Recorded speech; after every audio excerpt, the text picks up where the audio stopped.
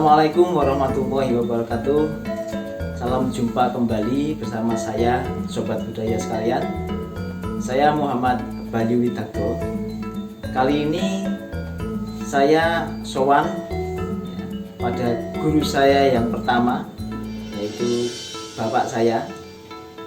Kebetulan beliau adalah yang menggeluti dunia budaya Jawa, dan utamanya dalam hal ini mensejarahkan dengan Islam, ya.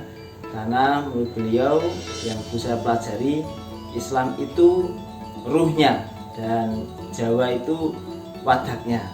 Nah, kali ini kita akan coba ngangsu kawruh dengan bapak saya, yaitu Ki Daryono Henry Swetnyo. Terus mendikung sehat-sehat. Alhamdulillah. Assalamualaikum warahmatullahi wabarakatuh. Waalaikumsalam warahmatullahi wabarakatuh. Nah, sahabat budaya ini ingin tahu dan belajar banyak tentang kupat. Nah, ini kita sudah mau Idul Fitri, dan biasanya Idul Fitri itu identik dengan budaya kupat, ya. Nah, bagaimana dalam pandangan dan kawruh Jawa yang Islam ini, kok? Apa itu kupat? Nah, ditinjau dari segi namanya saja sudah menjelaskan. Kupat berarti akronim dari ngaku lepat. Jadi simbol-simbol yang tidak disampaikan dalam satu kata. Karena dulu orang berbahasa, orang menggunakan kata-kata itu memang sulit, tidak semudah orang-orang pintar sekarang itu. Makanya simbol-simbol. Tapi yang menerima pun juga ya harus orang yang ngerti simbol itu. Di antaranya adalah bahwa kupat itu ngaku lepat. Namun kupat yang disimbolkan itu menurut Jawa adalah kupat luar. Kupat luar. Ya, kupat luar. Beda dengan kupat yang lain. Biasanya itu kupat jantung, ya. Ya. Kupat luar. Benar. Jadi kupat itu yang belah ketupat, yang panjang, lebar, tebal, itu beda. Beda dengan kupat yang lain. Ada yang kubus, ada yang bentuk seperti katak, ada yang divariasi seperti ayam jago, itu lain-lain variasi. Tapi orang Jawa tidak bisa meninggalkan kupat yang 4 persi panjang ini dengan bentuk kubusnya tadi. Yang filosofi kupat, nah, tadi. Ya, itulah yang sah ngaku lepat. Ya, karena kupat luar itu kalau diurai akan kembali kepada asal muasalnya dari bahannya janur daun kelapa yang masih muda. Warnanya pun harus itu. Jadi janur, jadi hijau pupus itu. Hijau pupus. Karena itu dari filsafat janatan nur. Jadi cahaya surga. Cahaya surga. Jadi bahannya saja dalam filosofi Jawa itu juga bisa diurai bahwa janur itu janatan nur, itu jadi bahan untuk ngaku lepatnya itu. Ya. Dan itu kerangkanya, ketika kerangka dari kupat luar itu ketika diurai, tarik itu, ya. Ditarik itu bisa kembali lagi menjadi dalam bentuk janur tadi, ya. Ya. Janur itu kan sebatang sebilah pelepah daun, tapi masih utuh, ada daunnya, ada tulang daun namanya sodo, tulangan yang digunakan untuk sapu gitu, ya. Itu kalau mau jadikan luar kupat yang untuk ngaku lepat, ini harus dilepas. Antara daun dan sodo tadi harus dilepas. Jadi ketika kita akan mencari ampunan Allah, yang namanya ngaku lepat tadi, itu segala hal yang ada kaitan yang keras, yang kaku keras, yang bersatu dengan si daun tadi, itu harus dilepas dengan paksa. Kan tidak mungkin buat kupat ada sodonya. Itu harus dilepas. Mau daun yang namanya kekerasan, yang namanya yang disebut itu kaku, itu harus dihilangkan dari hidup-hidup yang mencari ampunan Allah tadi. Dalam proses mencari ampunan itu, jadi kita harus merendahkan diri, melunakkan hati dulu, gitu. Ya, harus rela dan tega itu melepas atau dilepas sodo. Nah, dilepas orang atau melepaskan diri sodo ini. Makanya seperti istilah bahasa agama Islam, takwa itu orang yang hidupnya rela diatur oleh Allah. Lah diatur ini adalah mau melepaskan atau dilepaskan hal yang kaku tadi, yang tidak boleh ikut pada hal yang menuju Janatan Nur. Yang janur tadi akan bermanfaat apabila si Sodo ini mau melepas. Kemudian setelah itu hasilnya hanya 2 bilah daun yang yang ringan, masih utuh. Nah, dan itu kemudian prosesnya dianyam. dianyam itu artinya diatur dengan rumus tertentu, bisa dipelajari semuanya. Tapi setelah diatur setelah ketemu tidak tahu dari mana tadi asalnya, mulai dari dari bawah atau dari atas, dari pucuknya atau dari pangkalnya, itu susah. Orang mengira kalau ada yang melihat kupatnya sulit untuk bagaimana nih caranya, dari mana itu bisa dari bawah atau dari atas atau dari pangkalnya, ini kayak susah. Dan kok ketemu, dan padahal nyambungnya bagaimana? Nah, inilah orang yang bisa menemukan antara kehendak hati dengan sang Khalik tadi. Aku bagaimana, sang Khalik bagaimana, dan harus ketemu itu bagaimana. Nah, inilah kalau jadi ketika kita dapat pengampunan dan berusaha untuk meminta ampun, itu kita akan saling menjalin dengan keinginan atau kehendak Tuhan. Ya, harus begitu. Jadi tidak bisa seenaknya sendiri, rumusnya sendiri, idenya sendiri, pokoknya dan caranya sendiri. Nah, itu harus ada petunjuknya, harus ada turunan dari Allah, dari diturunkan oleh Kanjeng Nabi atau Rasulnya. Nah, ini baru ketemu, jalin menjalin. Nah, gitu. Sehingga menjadi kupat yang kosong, mau untuk mengosongkan diri, diisi oleh nur ilahi. Nah, itu kosong itu ya namanya kupat. Masak pun juga kosong, masih belum dimasak pun dia harus mau kosong. Nah, mengapa cara ngisinya? Ngisinya itu pun sudah beda. Harus ternyata memakai tuntunan Rasulullah juga.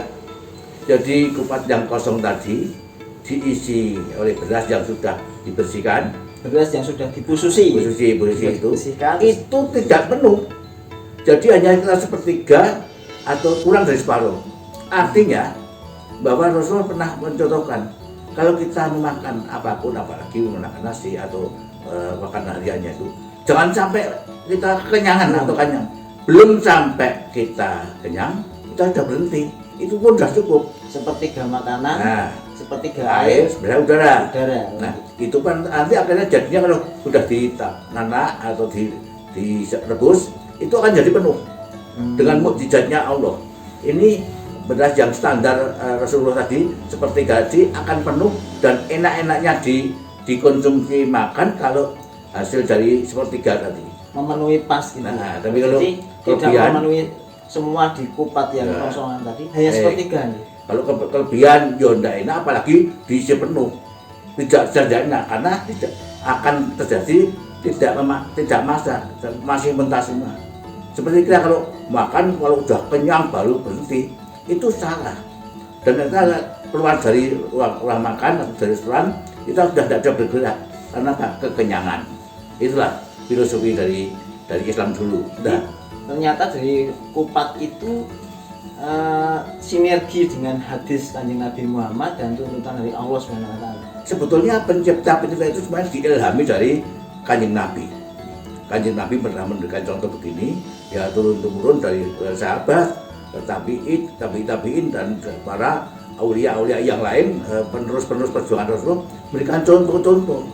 Contoh simbolis diantaranya adalah kupat tadi. Di Jawa diimplementasikan, dimasukkan dalam budaya, dengan budaya. Ya, budaya Jawanya ini. Nah, ini ada hal yang lain yang banyak yang belum diungkap. Biasanya ini ibu-ibu menggunakan alat yang namanya tempayan atau itu dengan radang ini. Ya, itu tidak apinya itu tidak boleh kebesaran, tidak boleh kecilan.